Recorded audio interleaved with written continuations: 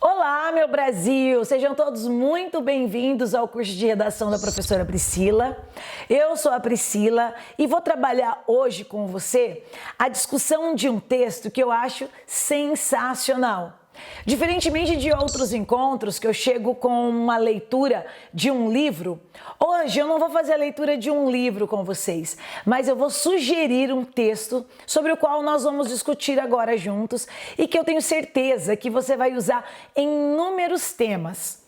Você já deve ter pensado sobre a feudalização, sobre os preços a serem pagos pela segurança que temos, no século XXI, ao simples fato de querermos morar em lugares fechados, em condomínios fechados, em prédios, em apartamentos, que nos resguardem pelo menos um pouco dessa violência exacerbada nos grandes centros urbanos.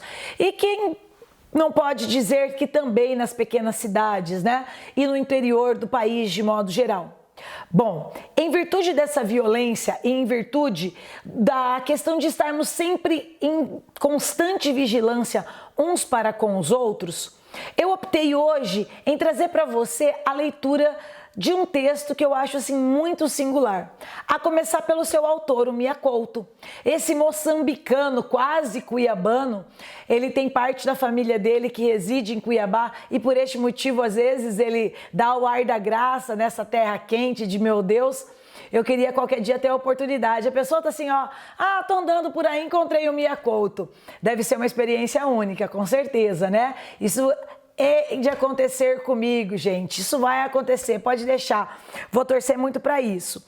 E eu convido você agora para estabelecer essa reflexão comigo e você vai perceber quantos temas, quantas redações, quantos assuntos, quantos recortes temáticos diferentes a gente pode usar e podemos nos apropriar da leitura dele, do texto dele, da análise dele, para estabelecer tantas outras relações intertextuais, tá bem? Então, se você tiver a oportunidade, eu vou deixar disponível para você na plataforma o texto, a aula, o texto de modo geral do Mia Couto para vocês acompanharem a leitura aqui comigo, tá joia? Então, nós começamos a partir desse momento assim. O medo foi um dos nossos primeiros mestres. Antes de ganhar confiança em celestiais criaturas, aprendi a temer monstros, fantasmas e demônios. Os anjos, quando chegaram, já era para me guardarem. Os anjos atuavam como uma espécie de agentes de segurança privada da alma. Nem sempre os que me protegiam sabiam da diferença entre sentimento e realidade.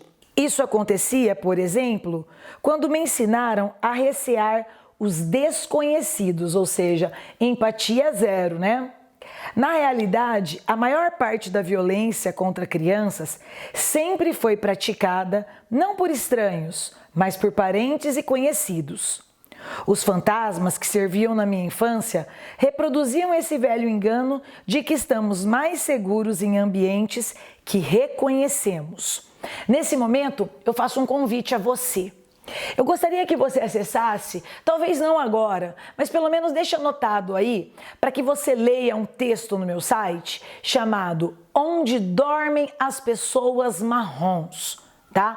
Onde Dormem as Pessoas Marrom. Esse texto é simplesmente maravilhoso. Eu não me ponho a gravar ele aqui com vocês e a ler para vocês, porque ele é um pouquinho extenso, mas eu tenho certeza que para você pensar em medo, para você pensar em preconceito, para você pensar em estereótipos que temos, o texto Onde Dormem as Pessoas Marrom vai fazer com que vocês tenham uma percepção muito fiel, muito real da segregação social, da desigualdade social e daquilo que o Fernando Braga tanto nos alerta sobre a invisibilidade pública, a invisibilidade social, ao fato de estarmos condicionados diretamente pela divisão social do trabalho. Isso é muito significativo, do trabalho e a condição social também, Então fica bastante atento, anota aí, Onde Dormem as Pessoas Marrom. Eu espero que vocês façam uma leitura bem criteriosa desse texto e eu tenho certeza que vocês não vão se esquecer dele nas próximas redações, tá bem? Tudo isso com o objetivo de que você eleve seu repertório sociocultural para que você consiga trazer uma argumentação diferenciada e assim ser persuasivo aos olhos olhos do seu leitor. Além do que também para que você seja uma pessoa mais crítica, uma pessoa mais humana, uma pessoa mais empática, uma pessoa que consegue enxergar no outro muito além daquilo que a sua conta bancária, ou o seu trabalho, ou a sua função social quer exercer nessa nossa vida terrena, tá bem? Peço para que você leia encarecidamente, que eu tenho certeza que isso vai fazer muita diferença, inclusive na sua vida, tá bem? Então vamos lá. Os anjos da guarda tinham a ingenuidade de acreditar que eu estaria mais protegido apenas por não me aventurar para além da fronteira da minha língua, para além da fronteira da minha cultura, para além da fronteira do meu território. Galera, olha que importante isso, como vemos temas relacionados a isso e como vemos isso no nosso dia a dia. Eu não posso falar para você que eu tô falando só de tema de redação, porque eu não tô. Eu estou falando de crise humanitária, eu estou falando de xenofobia, eu estou falando de invisibilidade pública, eu estou falando de todas as formas de discriminação e preconceito que temos uns para com os outros. Ou seja, não conhecemos e julgamos, não sabemos nada da vida da pessoa e falamos. Tomamos decisões, falamos coisas sem pensarmos uns dos outros, tomamos atitudes em momentos que nós estamos com a cabeça quente, quando estamos nervosos, ou quando depositamos no outro alguma coisa, algum fracasso, algum desânimo, alguma coisa terrível que está acontecendo em nós. Ou seja, tememos o outro e desacreditamos no outro, muitas vezes por uma coisa que aprendemos, por uma coisa que ouvimos, por uma coisa que não pesquisamos, como diria o Leonardo Boff, né? Os olhos vêm a partir de onde os pés pisam, mas falamos do outro, enxergamos coisas no outro que talvez nem tenha acontecido em virtude disso aqui, ó. Em virtude da língua dele não ser a mesma que a minha, em virtude do fenótipo dele não ser o mesmo que o meu, em virtude da cultura dele ser diferente da minha.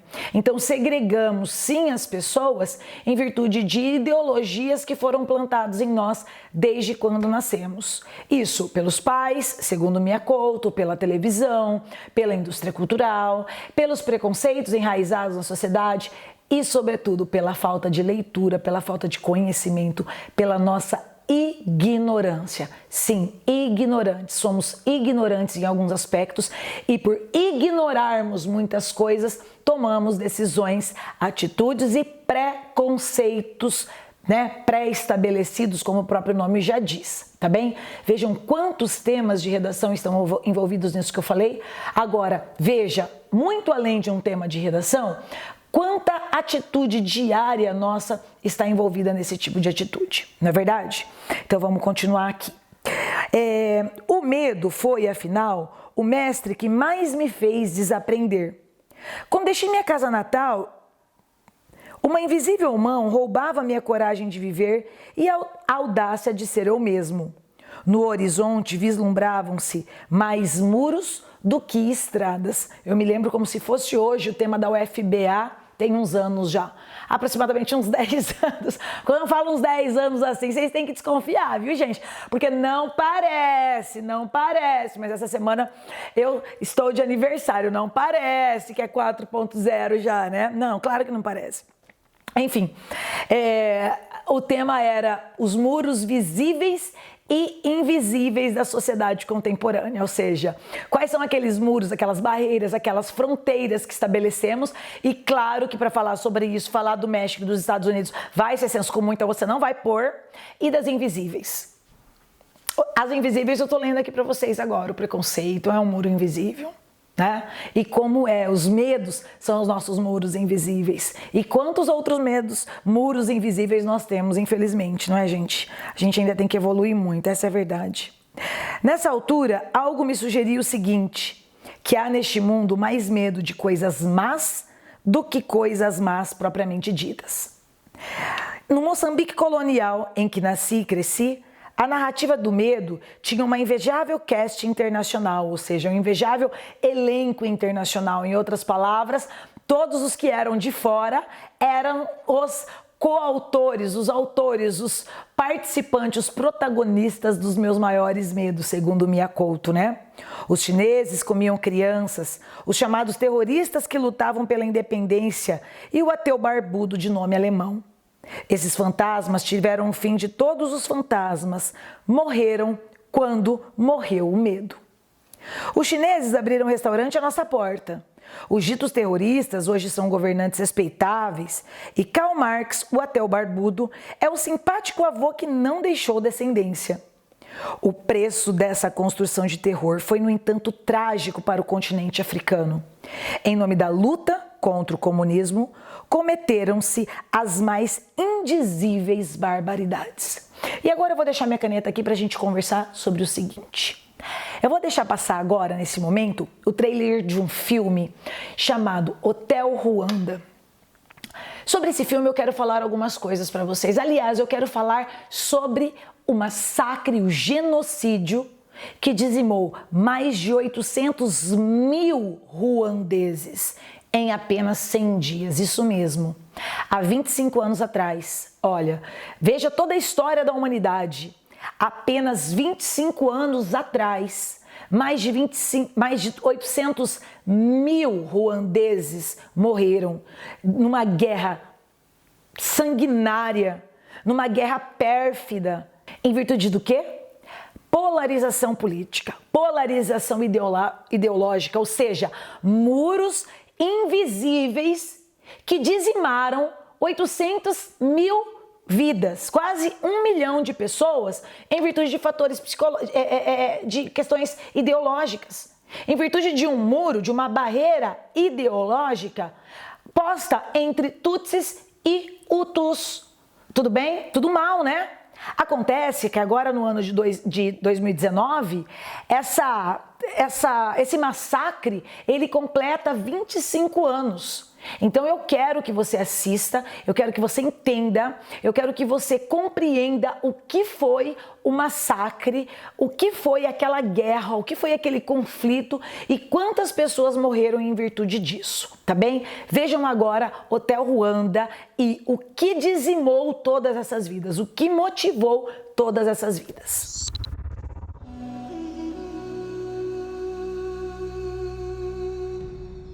My name is Paul Rusesabagina. I am the house manager of the most luxurious hotel in the capital of Rwanda. A place that my family and I happily called our home until the day everything changed. Daddy, there are soldiers on the street. They're killing everyone. It's a massacre. The United Nations are here now. We're here as peacekeepers, not as peacemakers. We've got trouble at the gate. This is a 4-star hotel, not a refugee camp. I have no means to protect these people. When a country descended into madness They're killing Tutsi children to wipe out the next generation. and the world turned its back, How can they not intervene? Hundreds of thousands are dying. If people see this, they'll say, oh my God, that's horrible. And then go on eating their dinners. one man had to make a choice. All the whites are leaving, even the UN soldiers. All the superpowers, everything you believe in, Paul. They're not gonna stop the slaughter. We have been abandoned. There will be no rescue. We can only save ourselves. Get down, get down!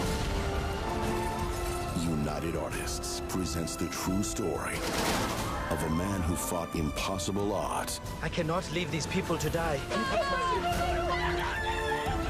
to save everyone he could. They say you led the massacres. You will tell them the truth. I will tell them nothing unless you help me.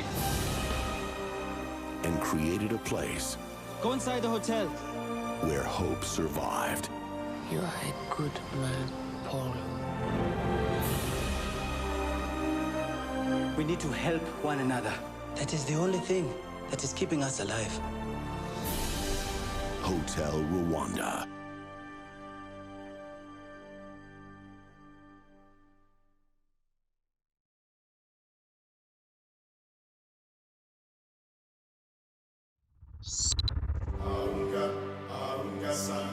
Ruanda é um pequeno país do centro da África. É conhecido principalmente pelo genocídio dos Hutus contra os Tutsis em 1994.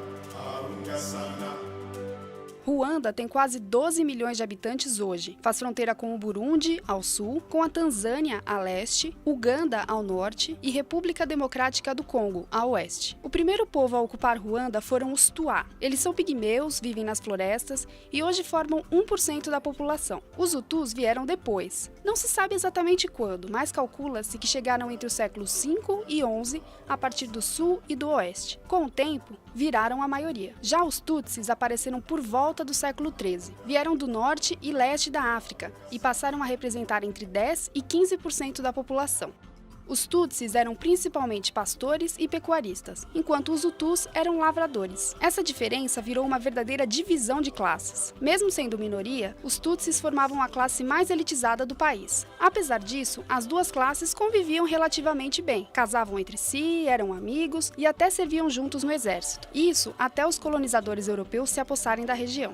Os alemães foram os primeiros brancos a chegar em Ruanda, mas a presença germânica durou pouco. A Alemanha perdeu a Primeira Guerra Mundial e o controle de Ruanda passou para a Bélgica. Os belgas perceberam a divisão de classes entre Tutsis e Hutus e passaram a usar isso a seu favor. Para forçar uma rivalidade entre Tutsis e Hutus, os belgas usaram a teoria científica das raças e alegaram que os Tutsis eram superiores por terem traços físicos mais próximos aos europeus. Na verdade, os belgas manipularam a suposta diferença para usar os Tutsis. Os colonizadores mandavam os Tutsis subjugar os Hutus. Na prática, funcionava assim: o belga açoitava o Tutsi e o Tutsi açoitava o Hutu. Essa situação alimentou a raiva e o rancor dos Hutus, que deram o troco depois que Ruanda ficou independente em 1962. Sob o argumento de que eram maioria, os Hutus passaram a governar Ruanda e a substituir líderes e políticos Tutsis por Hutus. Ao mesmo tempo em que o grupo extremista Poder Hutu ganhava espaço, um exército rebelde formado por Tutsis que fugiram para Uganda invadiu Ruanda. Esse exército se chamava Frente Patriótica Ruandesa e era formado por milhares de Tutsis que haviam fugido de Ruanda em massacres anteriores. Liderado por Paul Kagame, que mais tarde se tornaria presidente do país. Kagame havia estudado estratégia militar no exército americano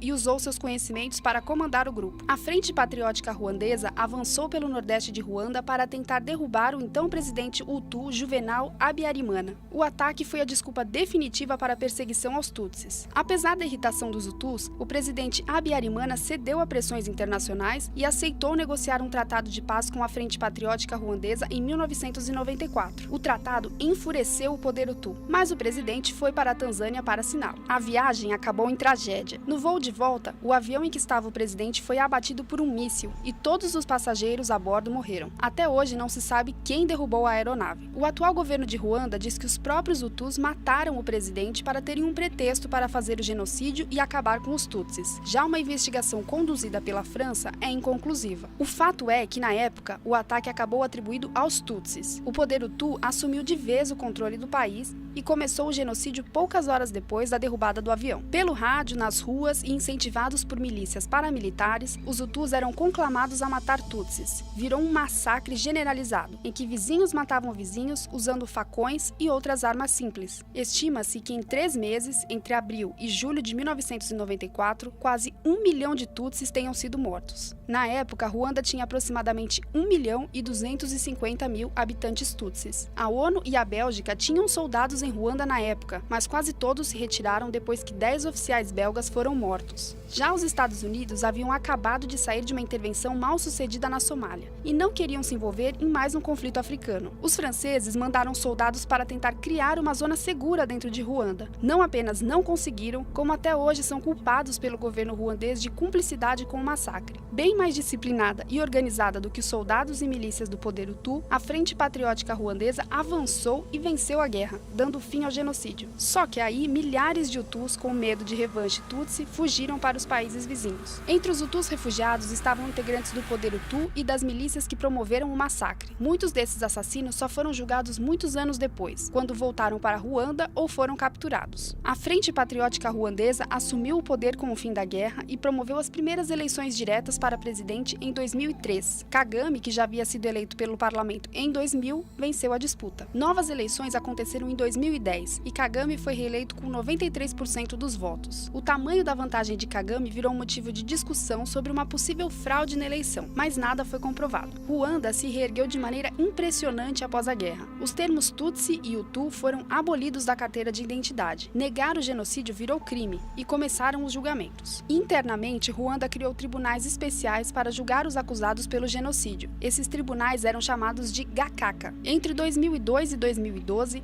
eles julgaram quase 2 milhões de pessoas. 30% delas foram absolvidas, 10% condenadas à prisão perpétua e quase 60% sentenciadas a apenas de 5 a 25 anos de prisão. Apesar da eficiência, as Gakakas foram criticadas por órgãos internacionais pela falta de profissionalismo. Isso porque os juízes eram membros de comunidades locais que muitas vezes não tinham qualquer formação em direito. O governo se defende dizendo que era a única maneira de julgar tanta gente e tantos crimes. Por outro lado, Ruanda melhorou muito social e economicamente. O país investiu em tecnologia, produção agrícola, turismo e infraestrutura e reduziu a pobreza de 59% em 2001 para 44,9% em 2011.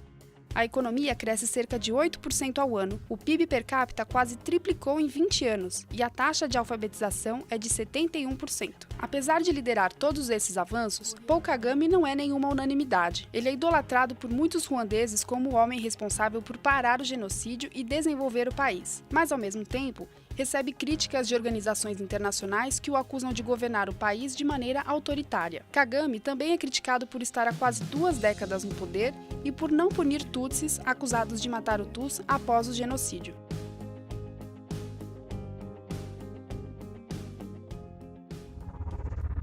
Eu peço agora que você já entendeu, que você já compreendeu que o Mia Couto fala sobre as mais atrozes barbaridades da história da humanidade, que você faça uma pesquisa mais a fundo sobre o que aconteceu em Ruanda, para que você entenda uma outra questão. O fato de um fato histórico como esse ser tão pouco discutido. Será por quê? Será que porque são pobres? Ou será que porque são negros? Ou será que são africanos? Por que será que as escolas quase não falam? Por que quase não vêm? Por que será que os noticiários pouco discutem sobre isso, mostram, revelam, retratam? Se lembram do que aconteceu há 25 anos atrás, para que não volte a acontecer isso novamente, né? Foi tema da FUVEST de 2019. A importância de compreender o passado para não cometer os mesmos erros ou para compreender o presente. Por que será que a mídia fala tão pouco sobre isso? Gente, o Fernando Braga tem muito mais razão do que a gente pensa. A invisibilidade social, ela vai muito além da roupa do trabalho. Ela vai muito além da questão financeira. Ela tá aqui, ela tá na cor da pele. Ela tá na geografia, no lugar que aquela pessoa está. Tá bem? E os africanos, sempre nós sabemos que tiveram um papel de pouco destaque em todos os noticiários, desde que o mundo é mundo, desde que você nasceu e eu também, tá bem? Então vale aí essa reflexão sobre o fato de algo tão atroz, tão sanguinário, ser tão pouco discutido na nossa televisão, na mídia, nos livros, em sala de aula, enfim, falamos muito pouco sobre um assunto tão sério, essa é a verdade, tá bem? Então vamos lá.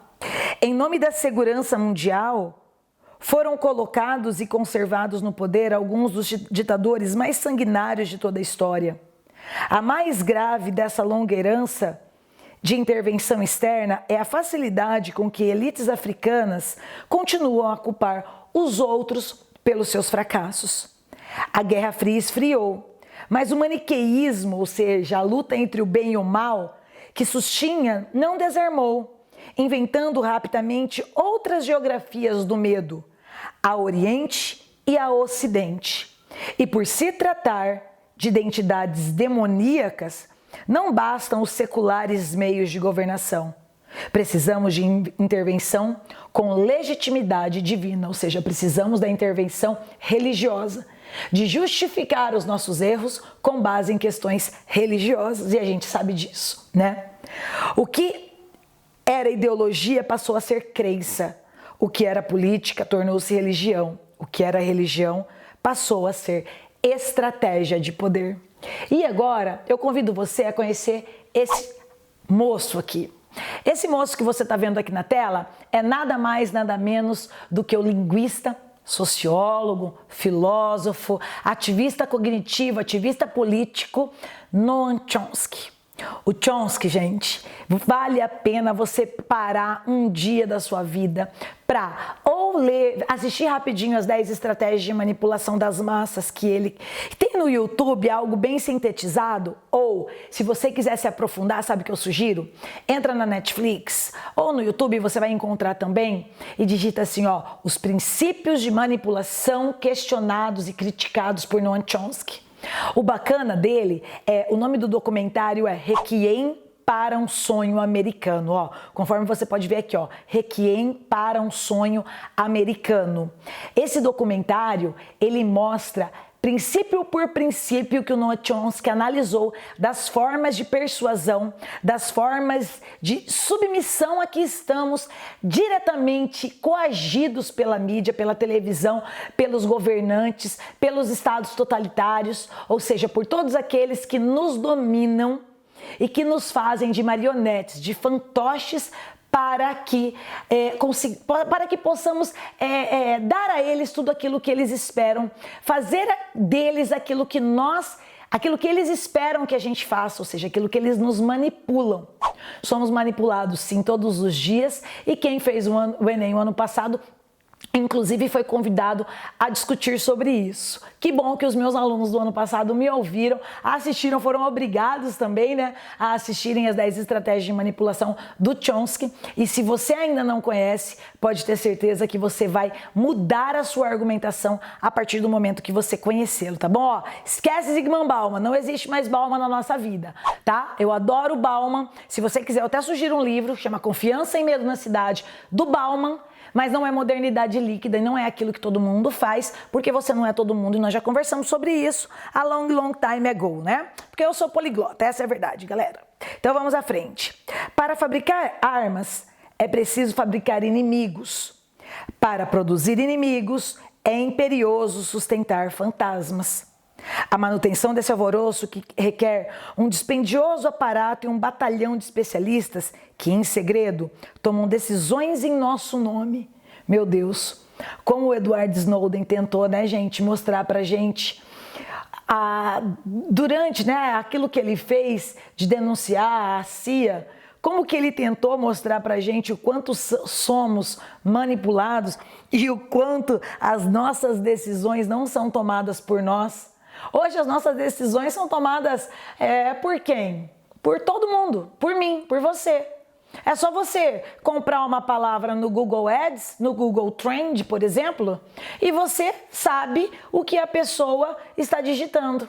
Quer um exemplo? É só eu comprar a palavra redação no Google hoje e todas as vezes que você aí na sua casa digitar redação ou curso de redação ou redação nota 1000, vai aparecer para mim que você é um cliente potencial, sabia? Simples assim, tá? Ou seja, somos 24 horas vigiados por esse mundo cada vez mais digital e que nos possibilita termos cada vez menos privacidade. Eis o que nos dizem. Para superarmos as ameaças domésticas, precisamos de mais polícia, mais prisões, mais segurança privada e, como eu acabei de falar, menos privacidade. Privacidade é perigoso, não é? Quem leu 1984 sabe o tanto que privacidade é perigoso, o tanto que privacidade pode ser nefasto para um regime totalitário. Então, toma muito cuidado com esse termo privacidade. Para enfrentarmos as ameaças globais, precisamos de mais exércitos, mais serviços secretos, Edward Snowden, e a suspensão temporária de nossa cidadania. E por falar em cidadania, eu convido você a conhecer um pouquinho do geógrafo Milton Santos. Eu sou suspeita para falar do Milton Santos, porque para mim, muitas vezes eu ouço ele falando sobre as pessoas questionando ele nos vídeos, se ele é um intelectual, se ele é negro ou intelectual, se ele é intelectual e negro. Para mim pouco importa se ele é intelectual, se ele é negro. Para mim o que importa é tudo o que ele fez, a importância dele na história brasileira, o significativo nome e tudo aquilo que ele tentou mostrar enquanto, sim, um negro, pobre, filho de escravos, né, descendente de escravos, mas que mostrou como como temos no mundo contemporâneo as nossas cidadanias mutiladas. Para ele, esse termo cidadanias mutiladas, e eu convido você, assim que você puder, a assistir o documentário Globalização, o mundo visto pelo lado de cá. Então vamos lá, Globalização, o mundo visto pelo lado de cá. Eu convido você a perceber, a entender que para o Milton Santos, para o geógrafo Milton Santos, cidadania mutilada não é aquela pessoa, não está diretamente relacionado, ou minoria, não está diretamente relacionado à quantidade, à questão quantitativa, mas a título de representatividade. Como assim, Pri? Vamos supor, nós mulheres somos 51% da população brasileira, certo? Sim. Nós temos maior número em quantidade, quantitativamente. Mas quantas mulheres representam as mulheres, esse percentual aí de 51%? São poucas as mulheres, então temos um número ínfimo de representatividade política. Vamos pensar nos índios, eles estão em minoria em ambos os lados, porque são menores, é um número pequeno, e é um número ínfimo de representatividade. Então, os índios também têm suas cidadanias mutiladas, sobretudo quando há todas as invasões de terras, há tudo que acontece, como a gente sabe aí ao longo da história do Brasil, como os índios são preteridos, como os índios são saqueados, como os índios são desrespeitados cotidianamente. Vamos pensar nos homossexuais, vamos pensar nos homoafetivos e eles. E quais direitos lhes são garantidos? Não existe homofobia no Brasil, né? Então nem vamos falar sobre homofobia porque não existe. Quem representa hoje, politicamente, os homossexuais, os homoafetivos? O Jean Williams, que tentou por muitos anos representá-los, ficou acuado, sentiu medo, temeu pela própria vida e tem razão. Eu temeria também, eu só tenho essa. E você também só tem essa, ele também, a mesma coisa. Então sim, ele ficou acuado, teve medo sim, porque tanto ele quanto a família foram acuados e como uma pessoa, né, da sua estima já tinha sido morta, quem disse que ele não seria o próximo? E quantos mais serão os próximos? Então é sobre isso que o texto fala, sobre as pessoas que passam fome, sobre as pessoas que são miseráveis e como pessoas que passam fome e miseráveis vocês sabem falar bastante, porque vocês já sabem o que significa o termo mistanásia, não é mesmo? Ou seja, a morte daquele a quem tudo foi negado. Foi negado assistência médica, foi negado direito à alimentação, foi negado todos os direitos, todos os princípios garantidos pela Constituição brasileira, pela Declaração Universal dos Direitos Humanos. Se uma pessoa que passa mal e vai para um pronto atendimento no hospital público, ou que pega uma infecção, ou a negligência de um médico que não está preocupado com a vida daquela pessoa, a essa pessoa também foi negada, essa pessoa também é vítima de mistanásia. Isso, para o Milton Santos, são as cidadanias mutiladas, ou seja, tudo que ele tem de mais seu, que é a garantia de uma vida digna, lhe foi negado. Vale muito a pena você assistir Globalização, o mundo visto pelo lado de cá, tá bem? Convido muito você a assistir, eu tenho certeza que você vai se deparar com inúmeros temas, vai fazer suas anotações e vai elevar muito o seu repertório sociocultural, valeu? Há uma arma de destruição massiva que está sendo usada todos os dias em todo o mundo, sem que seja preciso o pretexto de guerra. Essa arma chama-se fome. Em pleno século XXI, 1 em cada 6 seres humanos passa fome. O custo para superar a fome mundial seria uma fração muito pequena do que se gasta em armamento. A fome será, sem dúvida, a maior causa de insegurança em nosso tempo. E quem nos disse que o tema não pode ser sobre fome? E eu vou um pouco além. E quem nos disse que o tema não pode estar relacionado a exército, ou a arma, ou a desarmamento, ou a armar a população? Pois é. Mencionarei ainda uma outra silenciosa violência, tema de redação de Enems passados, inclusive. Em todo o mundo, 1 em cada 3 mulheres foi ou será vítima da violência física ou sexual durante seu tempo de vida. É verdade que sobre uma grande parte delas do nosso planeta pesa uma condenação antecipada pelo simples fato de serem mulheres. A nossa indignação, porém, é bem menor do que o medo. Sem darmos contas, fomos convertidos em soldados de um exército sem nome. Como militares sem fardas, deixamos de questionar. Deixamos de fazer perguntas e discutir razões. As questões da ética são esquecidas. Por que será? Porque está provada a barbaridade dos outros. E porque estamos em guerra, não temos que fazer prova de coerência, nem de ética, nem de legalidade. É sintomático que a única construção humana que pode ser visto do espaço seja uma muralha. Olha que interessante essa contextualização. A Grande Muralha foi erguida para proteger a China das guerras e das invasões. Isso que é feudo, hein? A muralha não evitou conflitos nem parou os invasores. Possivelmente morreram mais chineses construindo a muralha do que as vítimas das invasões que realmente aconteceram. Disse que alguns trabalhadores que morreram foram emparedados na sua própria construção.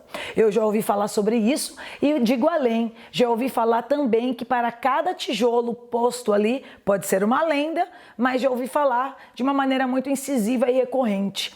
Para cada tijolo, para cada pedra posta na muralha da China, um chinês, um escravo, foi morto na sua construção e eu não duvido.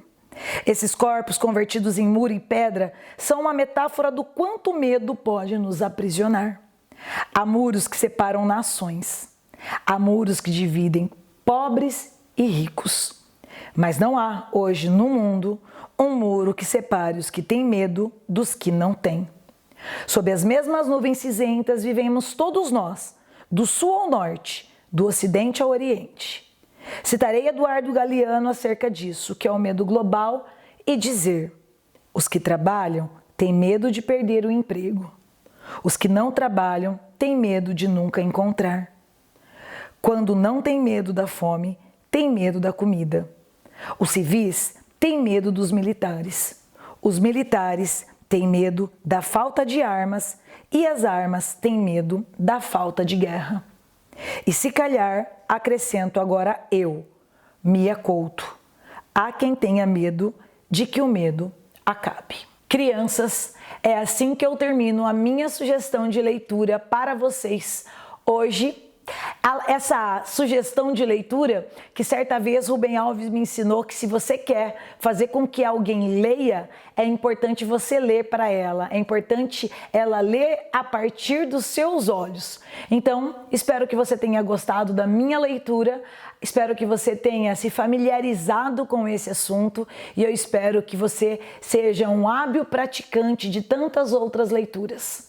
Eu convido você agora a pesquisar também, além do Murar o Medo e além de conhecer um pouco mais do Mia Couto, eu espero que você tenha a oportunidade de pesquisar o que está aí atrás de mim. Sim, a teoria das janelas quebradas. Essa teoria é um estudo questionável, tem muita gente na internet, tem muita gente que questiona a sua veracidade, a sua eficácia ou não, a sua verdade absoluta ou não, mas é importante que você, aluno, veja, leia, conheça, entenda para tomar as próprias decisões. A teoria da janela quebrada, em linhas gerais, foi um estudo desenvolvido pela Universidade de Stanford, no qual eles colocaram, os psicólogos, os estudiosos, colocaram 2 carros em 2 bairros completamente diferentes.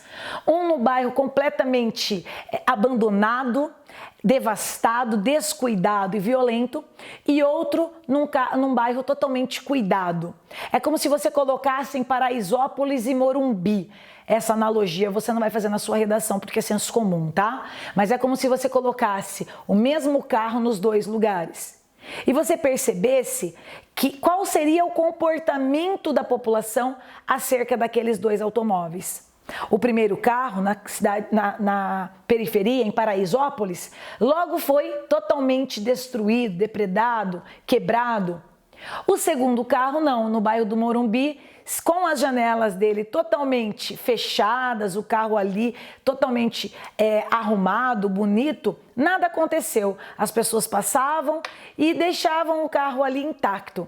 Até um dia que mudaram a situação daquele carro, também no bairro do Morumbi, o Morumbi é hipotético, e quebraram a sua janela. E em pouco tempo aquele carro também se tornou totalmente destruído pela população em geral. O que essa teoria quer provar? Ela quer provar, certa ou errada, de que nós não cuidamos, de que o ser humano não cuida daquilo que está deteriorado. Que quando a sociedade, o ser humano, ele tem possibilidade de pegar algo que está destruído, ele destrói mais ainda ao invés de cuidar. Quer seja numa comunidade carente, quer seja numa comunidade abastada. Só que nós sabemos que dentro das comunidades carentes isso acontece com mais propriedade, com mais intensidade, infelizmente, porque aquela população não é dada atenção, aquela população não é dada cuidado, aquela população a cidadania mutilada, aquela população, todos os seus direitos são extintos, são ceifados. Leia um pouco mais sobre a teoria das janelas quebradas e estabeleça a sua relação intertextual entre murar o medo e a teoria das janelas quebradas. Tenho certeza que você vai usar ambas contextualizações em muitos temas de redação, tá bom? Espero que vocês tenham gostado. Eu fico por aqui acreditando, tendo certeza que ambos os recursos lhe serão úteis não só para a sua redação, mas também para a sua vida. Um beijo e até a próxima, galera!